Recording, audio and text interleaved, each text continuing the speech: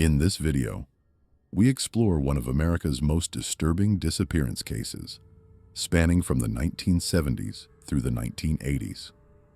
Along the misty banks of Virginia's Shenandoah River, hikers, campers, and ordinary people vanished without a trace. Some bodies were found years later in impossible locations. Others were never found at all.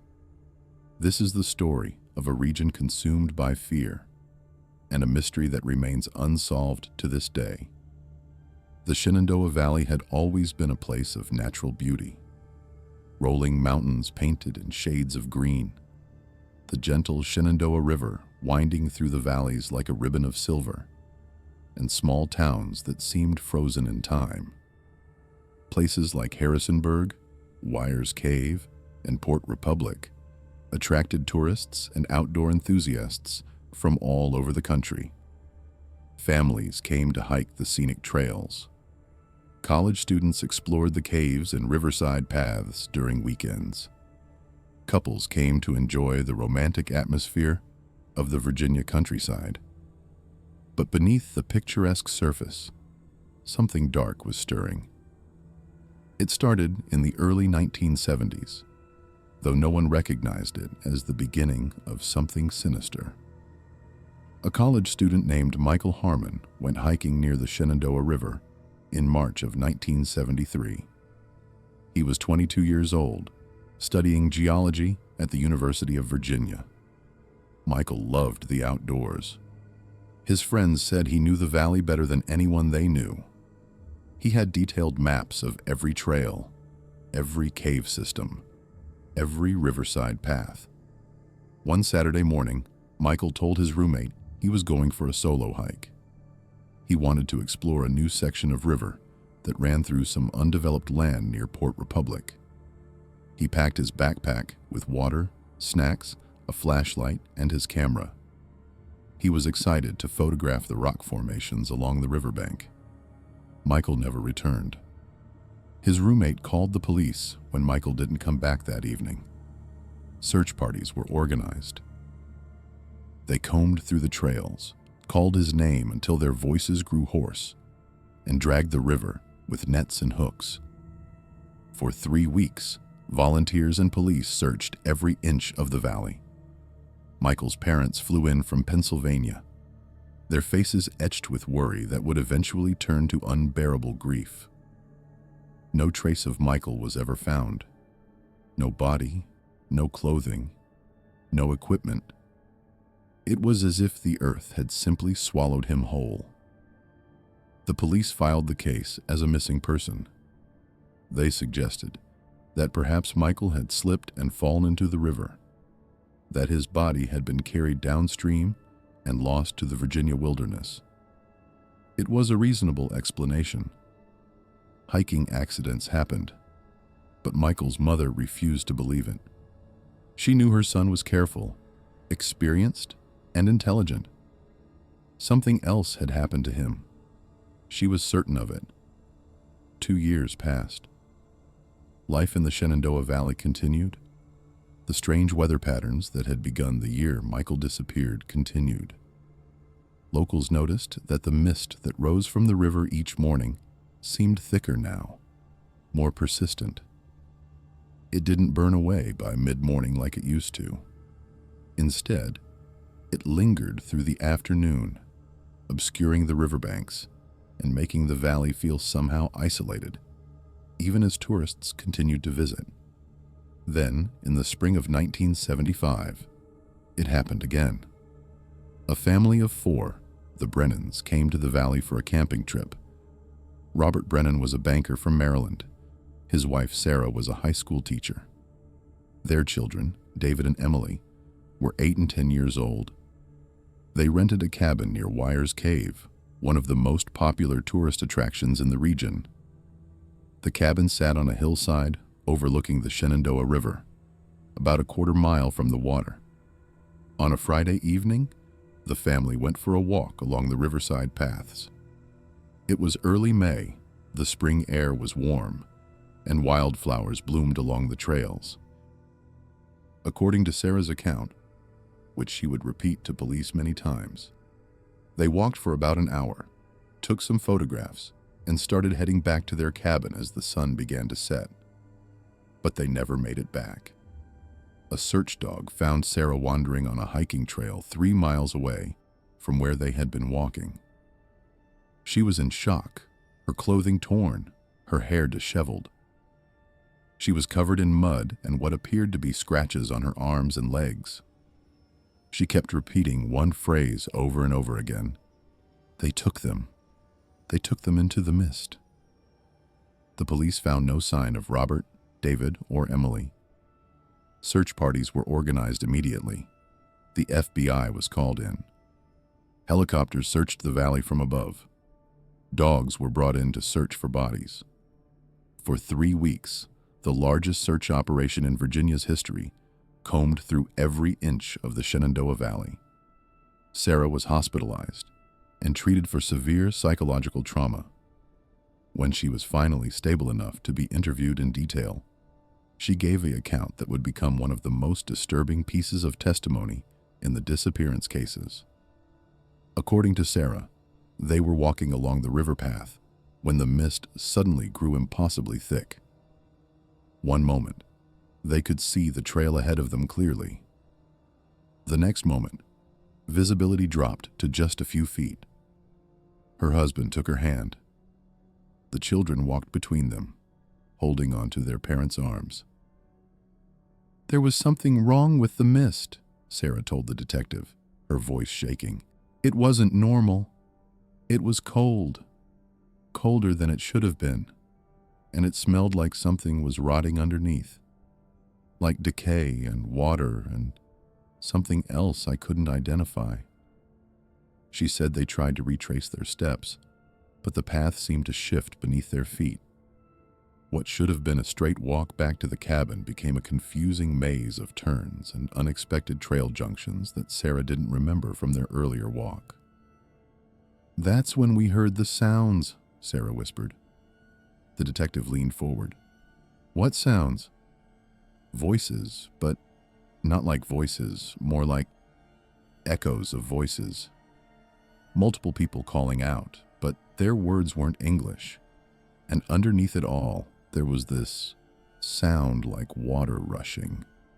But it was too loud, too wrong. The river wasn't that loud where we were. Sarah said her husband grew frightened. He pulled the family off the trail, trying to find a safe place. That's when they saw the figures in the mist. They were tall, Sarah said, tears streaming down her face. So impossibly tall. They didn't move like normal people. They seemed to glide through the mist. And their faces...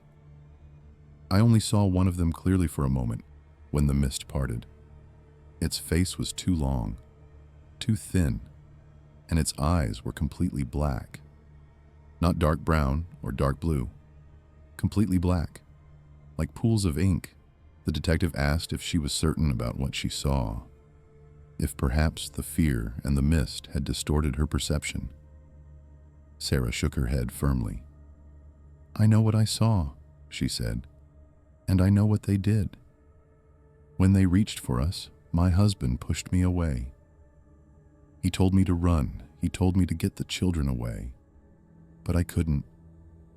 I couldn't move at first. It was like they were controlling my mind. And then Emily screamed, and I ran. She ran through the mist, disoriented and terrified.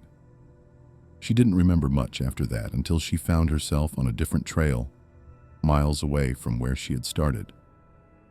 A passing hiker found her and called for help. As for Robert, David, and Emily Brennan, they were never seen again. The police considered Sarah's account to be the testimony of a traumatized woman who had witnessed something tragic. They believed she had seen her family attacked by wild animals, or possibly by a person, or persons hiding in the valley. The search continued, but no bodies were ever recovered. What made the case even more disturbing was what happened 2 years later.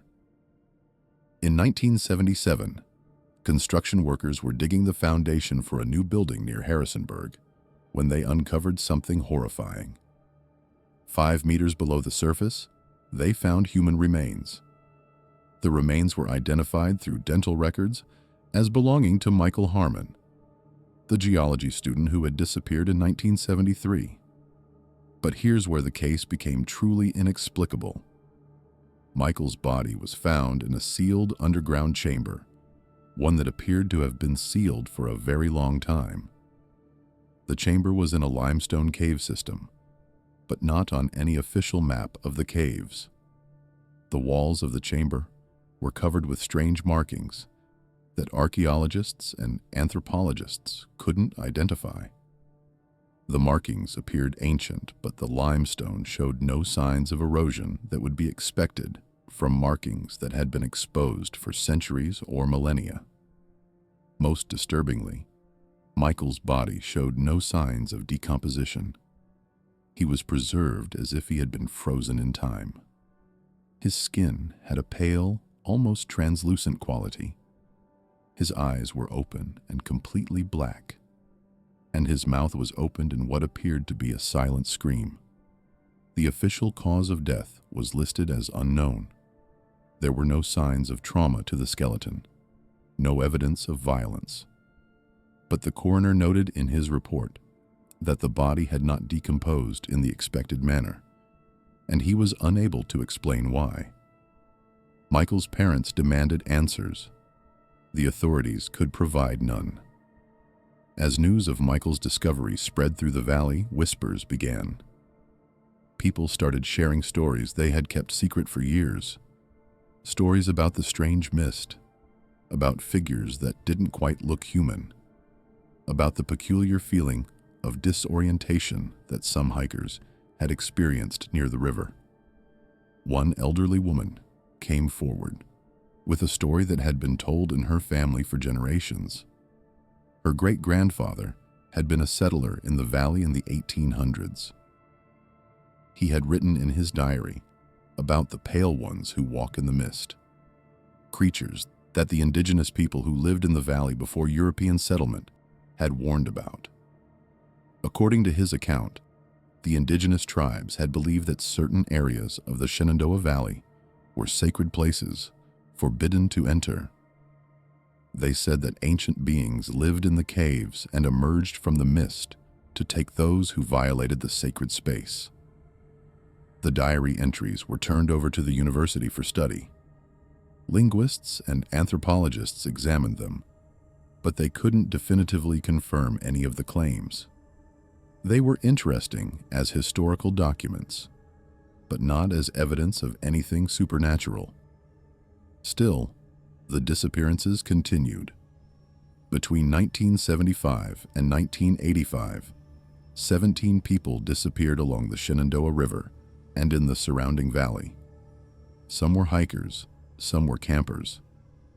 One was a police officer who had been searching for a missing woman and vanished himself. One was a journalist from a regional newspaper who was investigating the disappearance cases and went to interview locals near the river. 5 of the 17 bodies were eventually found. Michael Harmon's body was the first. The others were discovered over the years, sometimes in places where they couldn't possibly have traveled on foot. One body was found in a sealed cave system with no visible entrance. Another was found hanging from a tree in an impossible position, as if it had been placed there by something not bound by the laws of human strength. Each of the recovered bodies exhibited the same strange preservation, the same black eyes, the same silent scream frozen on their faces. The medical examinations were inconclusive. How could bodies not show signs of decomposition over months or years? How could they be preserved in conditions that should have destroyed them? The authorities never found a reasonable explanation. By 1982, the disappearances had become national news. News crews from Washington, D.C. came to report on the Shenandoah Valley mystery. Paranormal investigators arrived, convinced that the valley was haunted. Skeptics came to debunk the stories. Thrill seekers came hoping to catch a glimpse of the mysterious figures in the mist. The tourism industry, which had been booming before the disappearances began, collapsed. Hotels and restaurants closed. Cabin rentals stopped. Hiking trails were officially closed by the Park Service. Though adventurous and foolish, people still ventured into the valley. A task force was established to investigate the disappearances. Led by FBI Special Agent Margaret Richardson, the task force interviewed hundreds of witnesses, reviewed every missing person case from the previous decade, and analyzed the available physical evidence. Agent Richardson's report, which was declassified in 2001, made disturbing reading. She noted that many of the missing persons had made statements about the mist before they disappeared. She noted the geographical anomalies, the way trails seemed to shift, the way compasses malfunctioned near certain areas of the river, the way the mist seemed to have a will of its own. In her final assessment, Richardson wrote, "While the scientific evidence is inconclusive, the testimony of multiple witnesses to similar phenomena suggests that something unusual is occurring in the Shenandoah Valley. The disappearances do not follow patterns consistent with animal attacks, accidents, or conventional criminal activity. The recovered bodies present medical anomalies that cannot be adequately explained. I cannot dismiss the possibility that an unknown phenomenon is responsible for these incidents." Richardson's report was heavily redacted before being released to the public, and most of her conclusions were considered too speculative by the FBI's official statement. But among paranormal researchers and believers, her report became a kind of validation that something truly strange was happening in the valley. By 1985, the disappearances had stopped as suddenly as they had begun. No more people vanished along the Shenandoah River. The mist seemed to return to normal, less thick, less persistent, less sinister. Slowly, tourists began to return to the valley. The hiking trails reopened. Life returned to something resembling normalcy. But the people who lived there knew that something was wrong. They knew that beneath the beautiful surface of the valley, something ancient and malevolent waited in the mist. And they knew that it had simply gone to sleep, not disappeared forever. There have been occasional disappearances in the decades since, one every few years, not the surge that happened in the 1970s and early 1980s. Each time, the police investigate. Each time, they find no satisfactory answers. The case files sit in archives marked as unsolved. The most recent disappearance was in 2019, when a woman named Jennifer Harrison went hiking near Port Republic and never returned. Her body was never found. But hikers reported seeing strange figures in the mist near where she disappeared. And on the hiking forum, where Jennifer had posted about her planned hike, a user with a name that consisted only of random characters posted a message the day after she disappeared. The message contained only 2 words: "She's ours." The account was immediately deleted, and the forum administrator could not trace who had posted it or from where. Over the years, people have proposed various theories to explain the disappearances. Some believe that a serial killer, or a group of serial killers, was responsible. But the disappearance pattern doesn't match typical serial killer behavior. Serial killers usually have a consistent method and a consistent geographical area.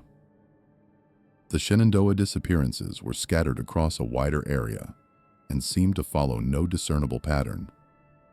Others believe that an undiscovered species of large predator, perhaps a surviving population of eastern cougars or some unknown creature, was responsible. But predator attacks leave physical evidence: blood, fur, Bones, broken by predator feeding. The missing persons showed no such evidence. Some theorists suggest that the mist itself might be a natural phenomenon with unusual properties, perhaps a toxic gas released from the geological structure of the valley that causes hallucinations and disorientation.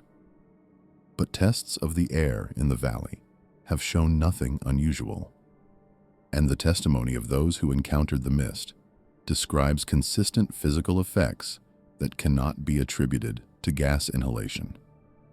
And then, there are those who believe the accounts literally, that something genuinely non-human exists in the Shenandoah Valley, something that emerges from the caves and the mist to take people, and that these beings have been doing so for far longer than the 1970s and 1980s documented cases. Some researchers have examined historical records and claim to find evidence of disappearances in the valley going back centuries. Indigenous peoples avoided certain areas. European settlers reported strange encounters. In the 1800s, local newspapers occasionally reported on hikers who disappeared mysteriously in the valley, only to be found weeks or months later in impossible locations, with no memory of where they had been. One woman who disappeared in 1887 was found alive, but completely changed. She couldn't speak anymore. She could only make sounds like an animal crying. She lived for another 10 years, but never regained the ability to speak or communicate. She would sit and stare at the river for hours, tears streaming down her face. If the disappearances have been happening for centuries, then what the 1970s and 1980s cases represent is not the beginning of something new, but simply a period when the phenomenon became more active, more aggressive, and more noticed by modern society with its better record-keeping and media. The Shenandoah Valley remains beautiful. Tourists still visit. Hikers still walk the trails. But those who live in the valley know the truth. They know that something waits in the mist. They know that the river holds secrets that modern science cannot explain. And they know that sometimes, when the mist grows thick and cold, and you hear voices that sound like no human voices, you should turn around and leave. You should leave, and you should never look back. Because the Shenandoah Valley has been taking people for a very long time, and it shows no signs of stopping. Thank you for watching Dark Scary Stories. If you enjoyed this tale, please like, subscribe, and let me know in the comments what you thought of the story. Would you dare to visit the Shenandoah Valley? Or would you heed the warnings of those who know what waits in the mist? See you in the next video.